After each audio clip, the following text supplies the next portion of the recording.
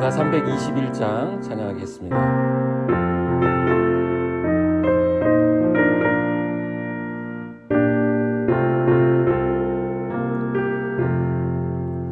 날 계속하신 예수께 내 생명 모두 드리니 늘 진실하게 하소서. 내 구주 예수여, 나 구주 위해 살리라. 내 기쁨 한량 없으리. 내 갈 길 인도하소서. 내 구주 예수여, 날 구원하신 예수를 일평생을 지나오니 날 영접하여 주소서. 내 구주 예수여, 나 구주 위해 살리라. 내 기쁨 한량 없으니 내 갈 길 인도하소서. 내 구주 예수여.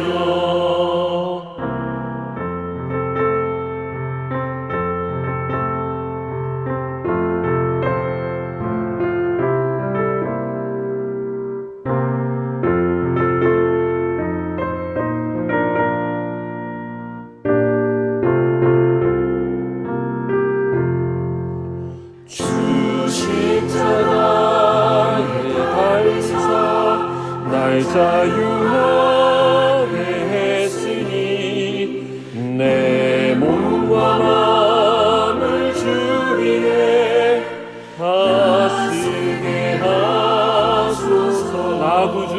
나 구주 위해 살리라. 내 기쁨 한량 없으리. 내 갈 길 인도하소서. 내 구주 예수여.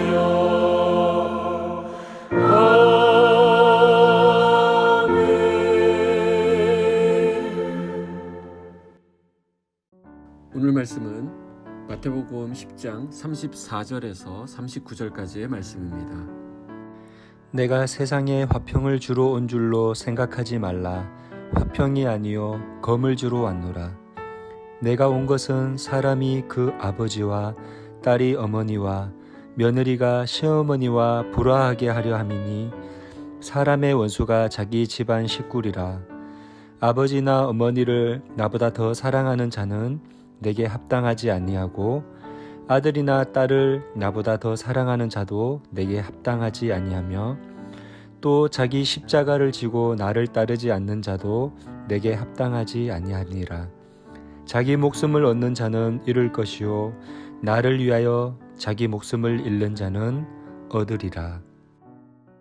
오늘 말씀은 참 어렵습니다. 이 본문 많은 사람들이 불편하게 생각하는 말씀입니다. 예수님은 자신이 세상에 화평이 아니라 검을 주러 왔다 하시면서 집안 식구끼리도 원수가 될 수 있을 것을 말씀하십니다. 또 예수님보다 더 사랑하는 것이 있어서는 안 되는데 자기 십자가를 지고 주를 따라야 함을 말씀하십니다. 예수님을 따르려면 감수해야 할 것이 참 많습니다. 예수님이 화평을 주러 오신 것이 아니라 검을 주러 오셨다는 것은 이 세상에 복음이 들어가는 과정에 충돌이 불가피하다는 말씀입니다. 왜냐하면 이 세상은 사탄이 왕노릇하고 있습니다. 복음이 들어간다고 하는 것은 하나님의 왕국이 세워지는 것이기 때문에 사탄은 자기 수하에 있는 사람들을 빼앗기려 하지 않습니다. 그때 악착같이 싸우려 듭니다. 복음에는 영적 전쟁이 수반됩니다. 예수 믿는 자와 예수 믿지 않는 자, 예수님을 따르고 있는 자와 그렇지 않은 자 간의 충돌이 일어날 수밖에 없다는 것입니다. 가족이라 할지라도 마찬가지입니다. 예수님에 대한 반응, 복음에 대한 입장이 각각 다르기 때문에 불화가 일어날 수밖에 없다는 것입니다. 이때 이 불안은 고통이 되기도 하고 믿음을 타협하게 하는 커다란 시험거리가 되기도 합니다. 예수님을 따르기 위해서는 이런 세상과의 충돌이 불가피한데 특별히 예수님께서 가족 관계를 언급하신 것은 이 가족의 문제가 우리에게 가장 약한 부분이기 때문에 그렇습니다. 우리는 이 부분에서 항상 갈등하고요, 고민하고요, 또 넘어지기도 합니다.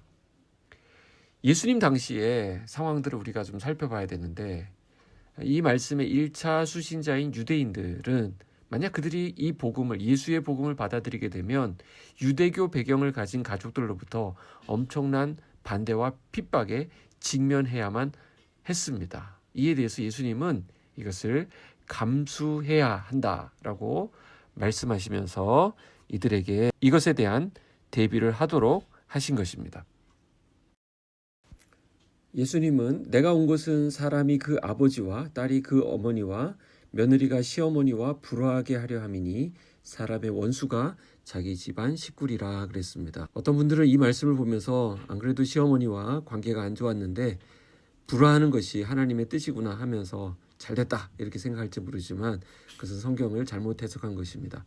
우리는 가족보다 주님을 더 우선시해야 합니다.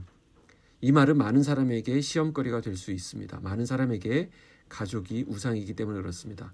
물론 가족 사랑은 하나님의 법입니다.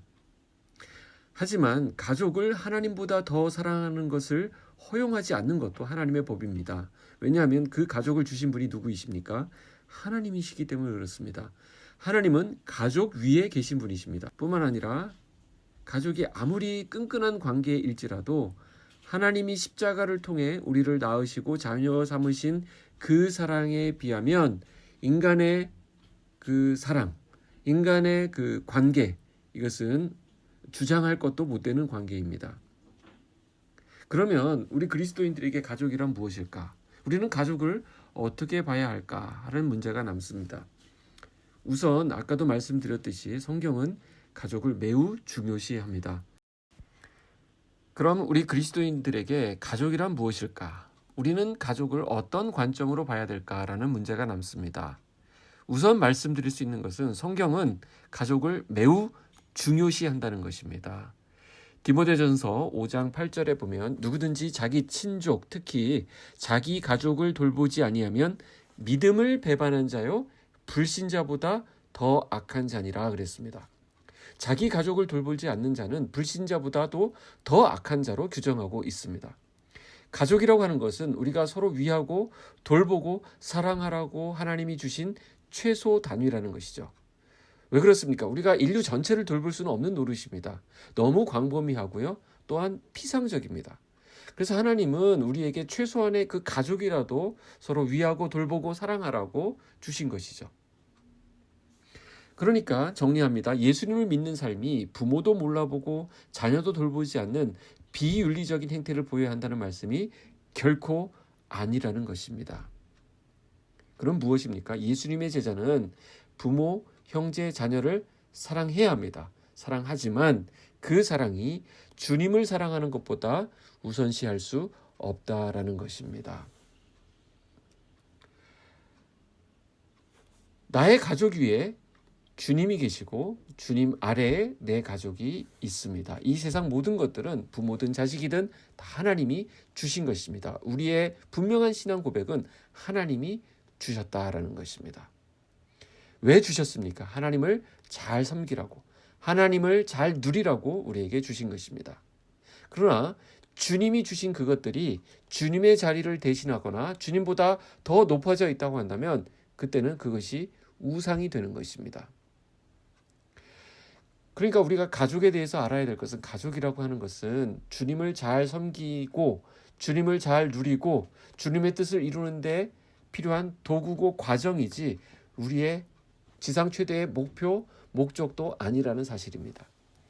가족이라고 하는 것은 이 땅에 사는 동안에 맺고 지내는 관계입니다. 이 땅의 가족 관계는 천국에서 해체됩니다. 지금은 부모, 자식, 남편, 아내 관계로 살지만 그때는 모두가 그리스도의 신부가 되는 것입니다. 하나님이 우리에게 가족을 주신 것은 우리의 육적 탄생을 위해서입니다. 그리고 하나님의 뜻을 이루는 그릇으로, 그런 도구로 주신 것입니다. 모세의 가정도, 다윗의 가정도, 요셉의 가정도 다 하나님이 사용하신 그릇이기 때문에 의미가 있는 것입니다. 그런데 언제부턴가 이 가정이라는 그릇에 담길 하나님의 뜻보다 그릇, 즉 가정이 더 중요시되는 경향이 생겼습니다. 우리 그리스도인들 가운데서도 가정을 중요시한다는 미명 아래 하나님보다도 가정을 더 우선시하는 분위기가 생겨났습니다. 모든 초점이 가족에게 맞춰 있고 자녀에게 맞춰져 있고, 그래서 신앙도 하나님도 뒷전으로 돌려버리는 이런 방식은 하나님 앞에 우리가 잘못하고 있는 것입니다. 오늘 이 말씀을 통해서 우리가 주님의 음성, 주님의 뜻을 분명하게 깨달을 수 있기를 원합니다. 예수님은 자기를 따르는 자들에게 가족도 내려놓아야 한다라고 말씀하시고, 이어서 자기를 사랑하는 것도 내려놓아야 한다라고 말씀하십니다. 즉 자기 십자가를 지고 예수님을 따르라는 것입니다. 로마법에 의하면 십자가형을 언도받은 사람은 자기 십자가를 지고 처형 장소까지 가야만 했습니다. 이때 그 사람에게 십자가는 자기가 못 박히기 위한 것입니다. 그러므로 그리스도인에게 있어서 자기 십자가라고 하는 것은 자기를 사랑하는 것을 말합니다. 그리스도인이 자기 십자가를 진다는 것은 자기를 부정하고 자기 뜻을 못 박는 것입니다. 39절입니다. 자기 목숨을 얻는 자는 잃을 것이요 나를 위하여 자기 목숨을 잃는 자는 얻으리라. 주님은 우리의 목숨까지도 내놓을 것을 말씀하십니다. 주님을 위해 목숨까지 내놓을 수 있다는 것은 주님이 내 생명보다 귀하다는 믿음이 있을 때 가능합니다.